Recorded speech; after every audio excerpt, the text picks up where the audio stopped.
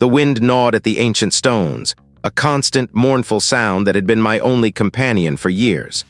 I stood within the heart of the standing stone circle, older than recorded history, the rough granite cool and damp beneath my fingertips. My breath plumed in the pre-dawn chill, a fragile counterpoint to the immensity of the sky above. This was my sanctuary, my observatory, my world. The cramped confines of my small cottage, nestled a mile beyond the circle's perimeter, felt like a cage compared to this vast, open expanse. Here the universe felt close enough to touch. My name is Diego. I am an astronomer, though the term feels too grand for a man who spends his nights alone, hunched over his telescope, tracing the silent ballet of distant suns. My life is a deliberate distillation, a shedding of all that is unnecessary. Society, with its cacophony of demands and expectations, had long ago been deemed superfluous. My only connection to it was the occasional delivery of supplies, left with a terse note at the edge of the track leading to my dwelling. It was enough. More than enough. The telescope, a behemoth of polished brass and intricate gears, was my cathedral. Tonight, as every night, it was aimed at the Inkai blackness, its lens drinking in the faint whispers of light from across unimaginable gulfs of space. I was mapping a particularly dense region of the Cygnus constellation, a stellar nursery teeming with nascent stars.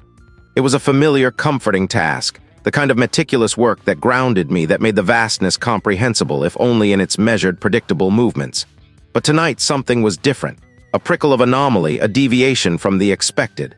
I adjusted the focus, my heart giving a small, involuntary lurch. My hands, usually steady, trembled slightly as I nudged the fine-tuning knob. It was not interference, not terrestrial. The signal was too pure, too consistent, too deliberate, more like a disruption and not in the fabric of space-time. As I amplified the signal, a new sound began to emerge, not through the speakers of my equipment, but within my own head. A low, resonant thrum, like the deep vibration of a colossal bell struck in slow motion. It was not a sound that could be heard with ears, but felt in the bones, a tremor that reverberated through my very being. I spent hours tracing its origin, cross-referencing star charts, poring over spectral analysis data. The source resolved itself into a celestial body unlike any I had ever conceived. Its shape defied Euclidean geometry, its angles sharp and impossible, shifting and reforming even as I observed them. It was a blasphemy against the known laws of physics, a cosmic error. The thrumming intensified. It wasn't just a sound anymore, it was a presence. A vast, ancient consciousness, impossibly old, impossibly alien, reaching out. I felt a peculiar sensation, a dizzying expansion of my own awareness, as if the boundaries of my skull were dissolving, allowing something immense and terrifying to seep in. My meticulously ordered world, the predictable dance of stars, the comforting logic of science began to fray at the edges. The signal wasn't just data. It was a language of pure resonance, of geometric impossibilities made manifest. It spoke of scales of existence that dwarfed human comprehension, of entities that moved through dimensions I could not even imagine. The more I listened, the more the thrumming seemed to burrow into my mind, rearranging my thoughts, blurring the lines between what was real and what was merely perceived. I found myself staring at the ancient stones around me, their familiar shapes suddenly seeming fluid. Were they always this color? Did they always stand in this precise arrangement? The meticulous care I had taken to isolate myself, to build a life of quiet contemplation, suddenly felt like a desperate, futile attempt to shield myself from something that had always been there, waiting. The signal, I realized with a sickening lurch, was not just coming from the nebula. It was coming through it, a voice from the absolute, unfathomable depths of the cosmos, and it was speaking directly to me. What was it trying to say? My breath plumed in the pre-dawn chill, a fragile cloud against the Inkai sky. My telescope, a monstrous silver serpent, pointed its unblinking eye towards the heavens, its base firmly planted between two monolithic sentinels of gray stone. It was here, amidst the silent watchers of the dawn, that I first heard it. Not with my ears, not truly. It was a feeling, a vibration that resonated deep within my bones, a subtle dissonance that began to fray the edges of my carefully constructed reality. The signal. It had arrived 3 nights ago, a whisper from the void, too structured, too deliberate to be mere cosmic background noise. My equipment, a symphony of custom-built receivers and signal processors, hummed with a low, insistent energy, translating the silent scream of the universe into something I could process. Numbers, patterns, a language that defied terrestrial linguistics. Tonight, the signal was stronger. It pulsed, a rhythmic thrumming that seemed to sync with the slow, ancient beat of the earth beneath me. I adjusted the gain on my main receiver, the digital readout a blur of fluctuating data. The raw audio feed, usually a hiss of static punctuated by the occasional celestial chirp, was now a low, guttural hum. It felt wrong, profoundly wrong, like a note played in a frequency that should not exist, a sound that scraped against the very fabric of existence. My hands, usually steady as I calibrated the delicate instruments, trembled. I clenched them, digging my nails into my palms. This was it. The anomaly, not just a signal, but a message. And it was coming from there. I pointed a gloated finger towards the patch of sky where my primary array was focused, a region of space dominated by the Veil Nebula, a celestial tapestry woven with gas and dust. But within that familiar beauty, my instruments had detected something else. Resonance. A celestial body that shouldn't exist. A place where the laws of physics seemed to fold in on themselves. I ran the analysis again, my eyes glued to the spectral graphs. The usual spectral lines of hydrogen and helium were there, but they were warped, contorted, as if viewed through a heat haze. And then there were the other lines, unidentified. They pulsed in time with the guttural hum appearing and disappearing like phantom limbs, but none of it fit. This was beyond known science. This was alien. The wind picked up, swirling dust around the base of the stones. It carried with it a faint metallic tang, a scent that was both sharp and sickly sweet. I inhaled deeply, trying to clear my head, but the smell seemed to cling to the back of my throat. My gaze drifted from the telescope to the ancient monoliths surrounding me. They felt aware. Their rough surfaces, etched with the passage of millennia, seemed to absorb the signal to hum along with it. Had they heard this before? This place, usually a sanctuary of solitude, now felt exposed, vulnerable. The signal wasn't just a transmission, it was an invitation, or a siren's call. It promised knowledge, yes, but at what cost? My own sanity felt like a fragile membrane, stretched thin, threatening to tear. I leaned closer to the console, my breath fogging the screen. The patterns were becoming clearer, more intricate. They weren't just random sequences, they were complex, layered. I recognized recurring motifs, fractal structures that seemed to repeat at different scales. It was a map or a blueprint, but for what and from whom? The guttural hum intensified, resonating not just in my bones, but in my very skull. It felt like a presence, vast and ancient, pressing in on me. My hands flew across the keyboard, my fingers a blur as I attempted to decode the next sequence. I needed to know. I had to understand. A primal urge. A desperate need to confront the unknown, no matter how terrifying. I looked up at the sky, the stars now sharp pinpricks in the velvet black. The Veil Nebula was a faint smudge, a veil indeed, hiding something unspeakable. The signal pulsed, a final, insistent throb before settling into a low, steady drone. The metallic scent in the air grew stronger, almost cloying. My head throbbed in time with the signal. I felt a strange detachment from my own body, as if I were observing myself from a distance.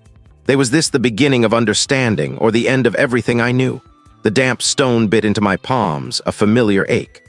The pre-dawn air, usually a crisp herald of the coming sun, felt heavy, thick with an unspoken anticipation. I'd been out here in the center of the standing stone circle, older than recorded history, for hours. The wind, a ceaseless lament, whispered secrets I couldn't quite grasp. It tugged at my worn coat, a phantom hand seeking purchase. My telescope, a beast of polished brass and intricate gears, had been my obsession for months. It was pointed, not at the familiar constellations, but at a point in space where nothing should be. A void, according to every chart, every survey. Yet my instruments, painstakingly calibrated, insisted otherwise. A signal, not radio, not light, but something else. A resonance that vibrated not just in the air, but in the very marrow of my bones. I'd spent days, then weeks, trying to categorize it. The initial readings were nonsensical, a chaotic jumble that defied all known physics. But slowly, painstakingly, patterns began to emerge. Not mathematical, not linguistic in any human sense, but something akin to geometry, impossible geometries. Shapes that folded in on themselves, dimensions that shouldn't coexist. It was like trying to understand a symphony played on instruments that didn't exist, on a scale that dwarfed comprehension. Last night it had shifted. The resonance, usually a low thrum, had pulsed, carrying with it fragments of something that felt like data. I'd spent the night hunched over my equipment, the glow of the monitors casting a sickly light on my face. My eyes burned, my head throbbed, but I couldn't stop. I'd managed to isolate a recurring sequence. It wasn't a word, not a phrase. It was more like a state, a description of a place or a condition that made my teeth ache and my vision blur. I traced the lines on my notepad, my hand trembling. The symbols, derived from the signal's structure, were stark, angular. They didn't evoke emotion, not directly. One sequence in particular kept repeating. I translated it as best I could into a rudimentary visual representation. It depicted a structure. Not a building, not a planet. It was a lattice impossibly vast, its angles sharp enough to flay the light. And within this lattice there were presences, not beings, not entities, just presences. The wind picked up, a sudden gust that whipped my hair across my face. The standing stones seemed to lean in, their ancient forms groaning. A premonition, a certainty that I was not alone and that whatever was out there, it was not benevolent. I looked at the complex diagram on my notepad, the impossible angles, the stark, empty spaces. The resonance had intensified when I'd focused on this particular sequence. It was as if the signal itself was reacting to my understanding, growing stronger, more insistent. It was a feedback loop, a conversation with something utterly alien. My fingers traced the lines of the geometric representation. They felt wrong, like touching a surface that should be flat but was subtly, disturbingly curved. I pulled my hand back as if burned. The air around me felt thinner, charged with an unseen energy. The familiar scent of damp earth and ancient stone was being slowly, insidiously replaced by something else, something metallic, sterile, and utterly, terrifyingly foreign. I focused on the signal's core. It was a pulse, a rhythm, but not of life. It was the steady, implacable beat of something vast and indifferent. They spoke of distances I couldn't conceive, of spaces that defied logic. They hinted at a reality that was not built on the familiar laws of physics, but on something far more abstract, far more. I felt a growing pressure behind my eyes, a dull ache that intensified with each passing moment. The stars, usually my solace, now seemed distant and uncaring, their pinpricks of light offering no comfort. The wind howled, and for the first time I heard a new sound within it. A faint, high-pitched whine, like 1,000 tiny needles scraping against something. It was coming from the direction of my equipment. Was the signal changing, or was it me? The lines on my notepad seemed to shift, to writhe, as if imbued with a life of their own. The impossible geometries were no longer just abstract representations. They were beginning to imprint themselves on my vision, flickering at the edges of my sight. I stood there, rooted to the spot, the weight of the cosmos pressing down on me. The resonance was a tangible thing now, a vibration that shook my very core. It was a song of emptiness, of vast, unfathomable spaces, and it was calling to me. But what was it calling me to? The wind howled, a mournful dirge that clawed at my ears. It whipped my coat around me, a familiar yet now unsettling embrace. I remained rooted to the damp earth within the embrace of the standing stone circle, older than recorded history, my gaze fixed on the bruised, star-dusted canvas of the night sky. The anomaly, that impossible whisper from the void, had been growing louder in my mind, a persistent hum beneath the surface of my thoughts. It was no longer confined to the sterile hum of the observatory. It had bled into the very air I breathed. A shiver traced its way down my spine, not from the chill but from a deeper, more primal unease. The stones themselves seemed to thrum with a latent energy, a resonance that echoed the maddening cadence from the distant nebula. Their rough-hewn surfaces, usually cool and indifferent to my presence, felt warm, almost alive beneath my fingertips. I traced the ancient carvings, whorls and lines that spoke of forgotten rituals, of beings that predated humanity's first flicker of consciousness. Now, they seemed to mirror the impossible geometries I'd glimpsed in the data, the fractal nightmares that danced at the edge of my vision. My breath plumed in the frigid air, each exhalation a desperate plea for normalcy. The stars, once my companions, now seemed like distant, indifferent eyes, watching my slow descent. The familiar constellations shifted, blurring into impossible configurations, as if the very fabric of the cosmos was being rewoven according to some alien, unfathomable design. I squeezed my eyes shut, trying to banish the visions, but they persisted, imprinted on the backs of my eyelids. The nebula, a smear of cosmic dust and gas, pulsed with a malevolent light, and within its swirling depths I saw it a structure that defied all known physics, a nexus of angles that could not exist in 3 dimensions. The hum intensified, a physical pressure building behind my temples. I stumbled back, my boots sinking into the sodden grass. The air grew heavy, cloying, smelling faintly of ozone and something else, something ancient and foul. My hands trembled as I fumbled for the small, portable transmitter I always carried, a relic from my days in the field. It felt inadequate, a child's toy against the immensity of what was unfolding. The signal was not just a broadcast, it was an invasion. It was seeping into the world, twisting it, bending it to its will. The wind, which had been a lament, now sounded like a chorus of mocking laughter, a sound that scraped against my nerves.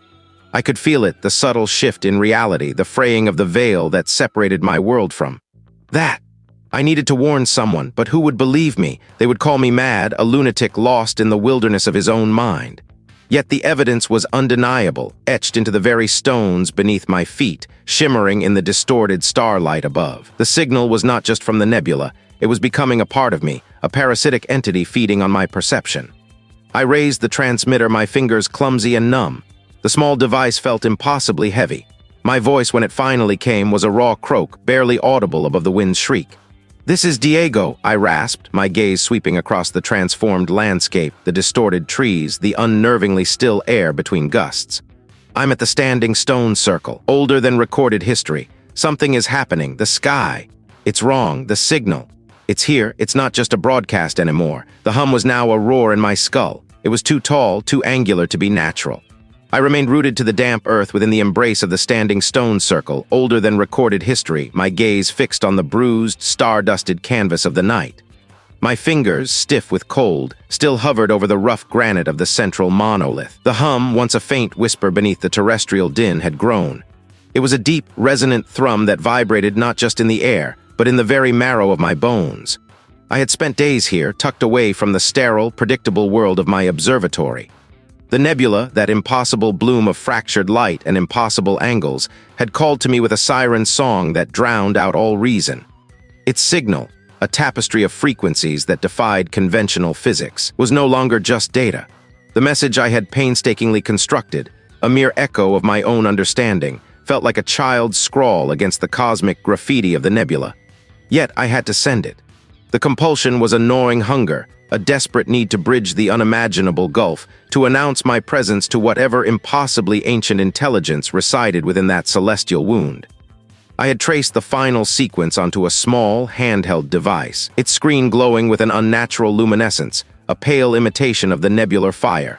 The device, a jury-rigged contraption of salvaged parts and forbidden knowledge, was my tether to the signal. My thumb trembled as I pressed the final activation sequence. A faint, high-pitched whine emanated from the device, a sound that seemed to coil in my inner ear. The wind, which had been a constant companion, seemed to hold its breath. The stars themselves appeared to dim, as if in deference. A profound stillness descended, heavier than any I had ever known. It wasn't an absence of sound, but a presence of something else, something vast and waiting. I waited. The minutes stretched into an eternity, each tick of my internal clock a hammer blow against the fragile edifice of my composure. My breath hitched in my throat. Had it been received? Had it even understood? Then it began, not with a sound, not with a light, but with a sensation. A subtle shift, like the ground beneath my feet tilting infinitesimally. The air grew heavy, thick with an unseen pressure. The familiar scent of damp earth and ancient stone was overlaid with something else, something metallic and acrid like ozone after a lightning strike, but infinitely more pervasive. The standing stones, which had always felt solid, immutable, began to subtly shimmer. Their edges blurred as if seen through heat haze, though the night air was frigid. My eyes strained, trying to resolve the distortion, but it was like trying to grasp smoke. The granite seemed to undulate, to breathe. I blinked, rubbing my eyes, but the illusion persisted, growing stronger. A low thrumming started again, but this time it was different.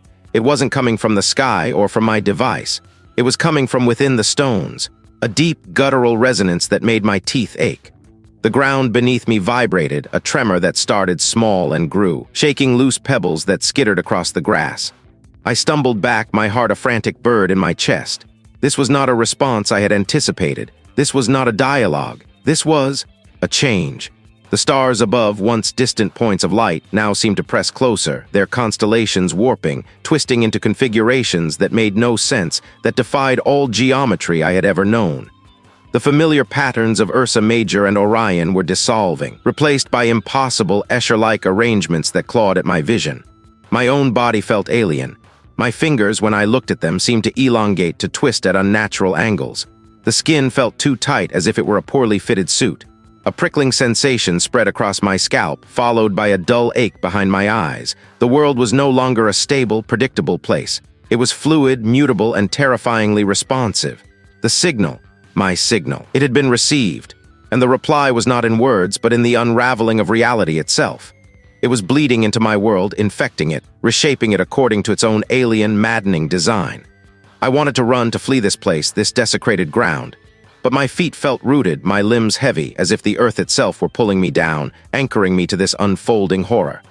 The air crackled with an unseen energy, and the acrid smell intensified, burning my nostrils. What had I unleashed?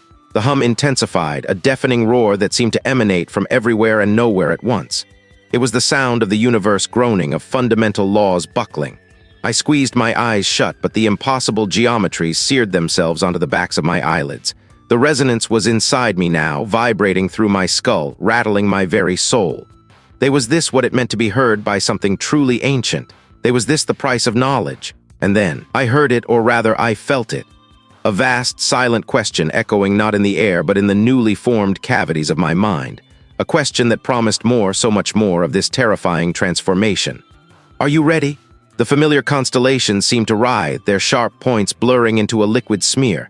It wasn't just my eyes playing tricks. It was the signal. It was her. The resonance, once confined to the sterile, humming confines of my observatory, now seemed to seep from the very stones beneath my boots. Each ancient monolith pulsed with a faint internal light, a sickly emerald glow that throbbed in time with the impossible frequencies I'd been tracking. I pressed my palms against the rough, cold granite of the nearest stone. It felt alive. A low hum vibrated through my fingertips, a sound that was both deep in my bones and impossibly distant, like the grinding of celestial gears. My breath hitched. The air here, usually crisp and carrying the scent of damp earth and pine, was now thick with something else. A metallic tang like old blood and a cloying sweetness that made my stomach churn. It was the smell of the signal somehow translated into olfactory terms. I squeezed my eyes shut, trying to banish the encroaching sensory overload. When I opened them, the stars were different. They weren't points of light anymore. They were eyes. Countless, ancient, indifferent eyes, staring down from a void that was not empty, but full. Full of a knowledge too vast, too alien to comprehend. I stumbled back, my heel catching on an exposed root. I didn't fall. My body seemed to be held upright by an invisible, insistent force, tethered to this place, to this horrifying revelation. The signal's message, the complex tapestry of mathematical impossibilities and geometric paradoxes I had so painstakingly deciphered, was no longer confined to my data logs. It was etched into the very fabric of my vision. The patterns, the impossible angles, the dimensions that folded in on themselves, they flickered at the edges of my sight, superimposed on the familiar landscape. The ancient stones themselves seemed to shift, their solid forms momentarily elongating, twisting into the alien shapes that haunted the nebula. A wave of nausea washed over me. My head throbbed, a dull, persistent ache that seemed to originate from behind my eyes. I looked at my hands. They trembled not with fear but with an alien energy that seemed to surge through my veins. The skin felt taut, stretched, as if something were trying to push its way out from within. I flexed my fingers, and for a horrifying instant I saw not bone and sinew but crystalline structures, impossibly sharp and angular, glinting with that same sickly emerald light. I snatched my hands back, tucking them into my coat pockets, my knuckles brushing against the rough wool. It felt real. But then what was real anymore? The only sound was the frantic thumping of my own heart, a weak, pathetic rhythm against the cosmic hum. The standing stone circle, older than recorded history, was no longer just a collection of ancient rocks. It was a focal point, a conduit. And I, Diego, was caught in its beam. It was too tall, too thin to be a natural formation. It moved with a disjointed grace, a series of unnatural angles unfolding in the dim light. It didn't have a face, not that I could discern, but I felt its gaze. It was ancient, hungry, and utterly devoid of empathy. It was a manifestation, perhaps, of the entity broadcasting the signal, drawn by my focused attention. I wanted to run, to scream, to scramble back to the sterile safety of my observatory, but my legs were leaden. My throat was constricted, no sound escaping. The entity glided closer, its form shimmering as if it were not entirely present in this dimension. The air around it crackled with an unseen energy. The metallic tang intensified, filling my nostrils.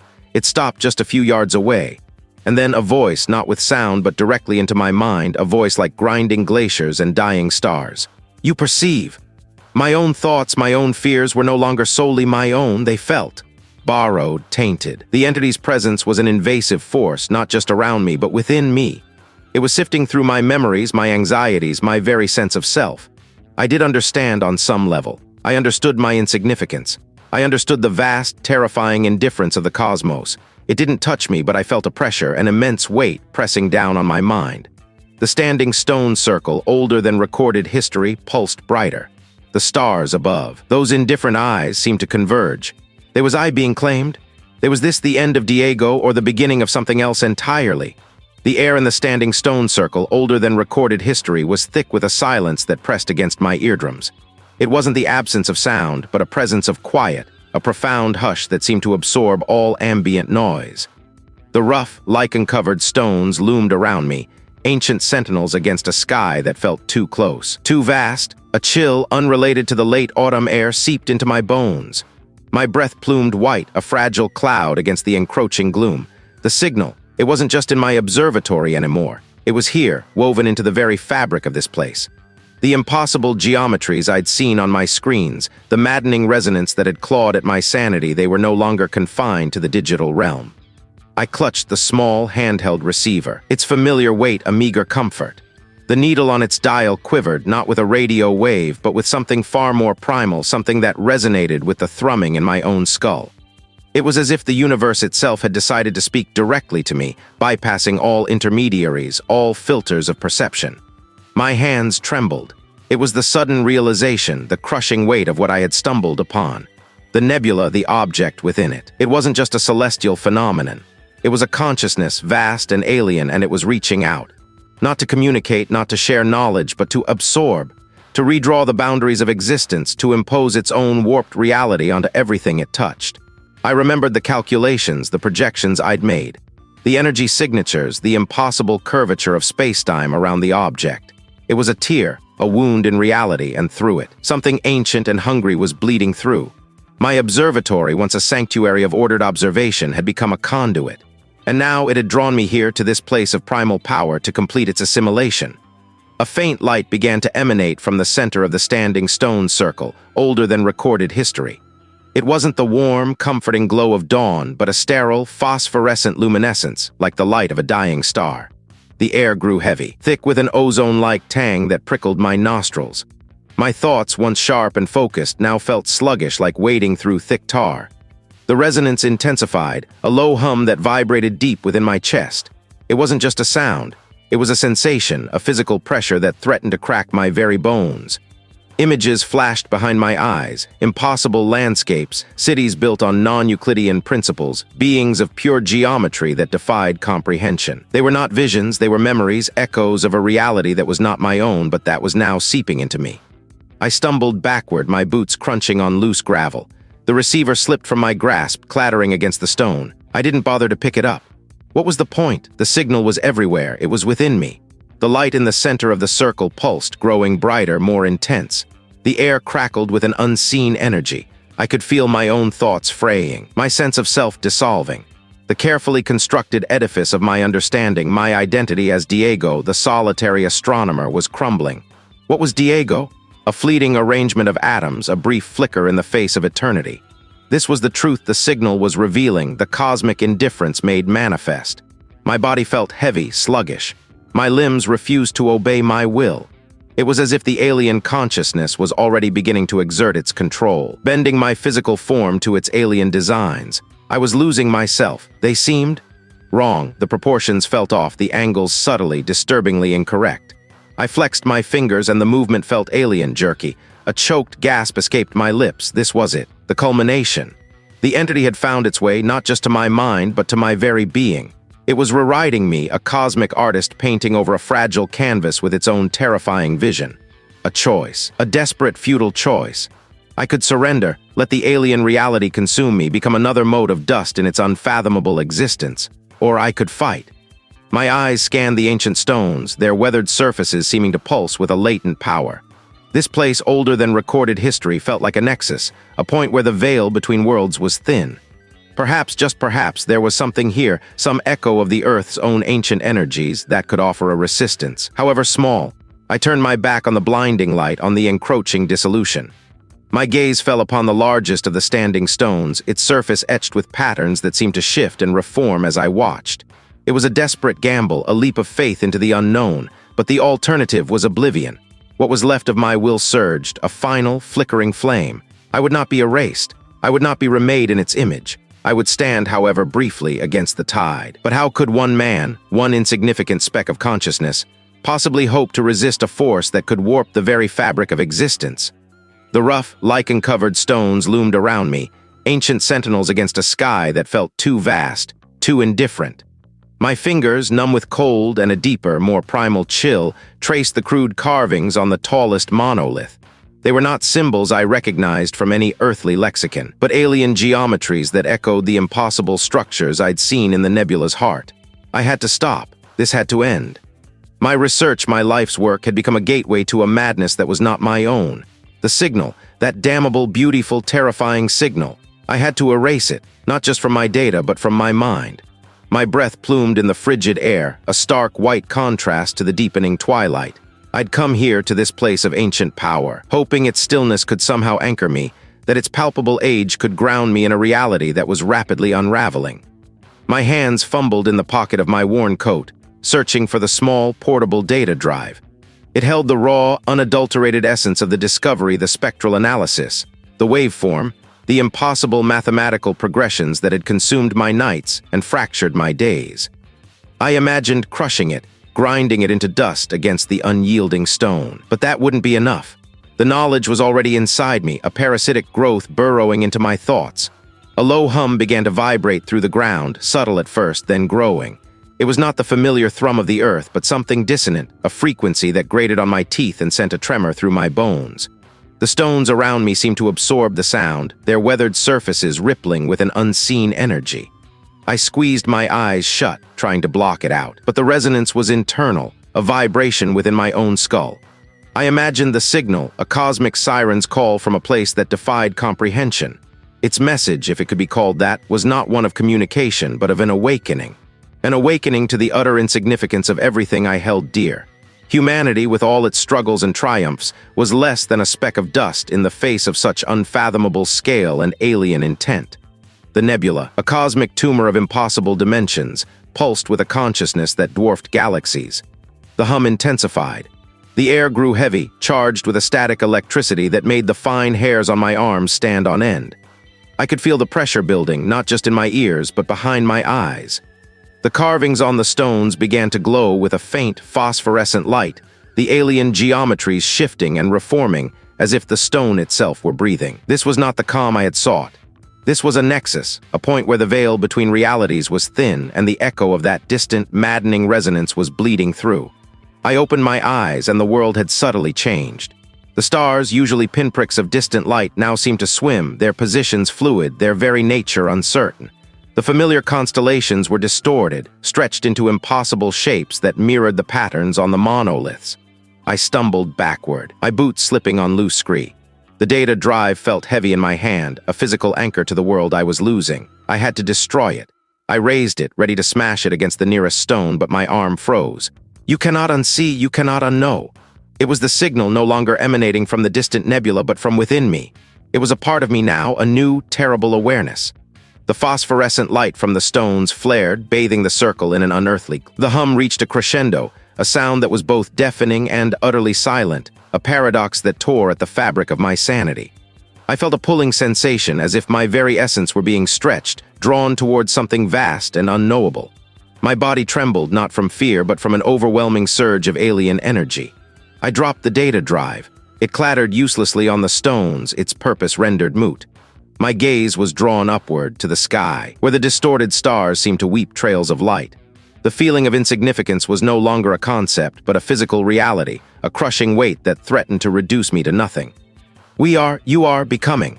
My hands clenched into fists, the rough texture of my coat digging into my palms. I wanted to scream, to rage against the cosmic indifference, but no sound came. My throat was constricted, my lungs filled with the heavy, charged air. I was a conduit, a receiver irrevocably tuned to a frequency that promised only oblivion. The standing stones pulsed with the same alien rhythm that now beat within my own chest. Was this what it meant to truly understand? The signal was not a message to be deciphered, but a transformation to be endured. The dread was now a permanent resident, a shadow cast by a sun I could no longer perceive. What would happen when the transformation was complete? The air in the standing stone circle, older than recorded history, tasted of ozone and wet earth. It clung to my tongue, a metallic tang that mirrored the taste of fear in my mouth.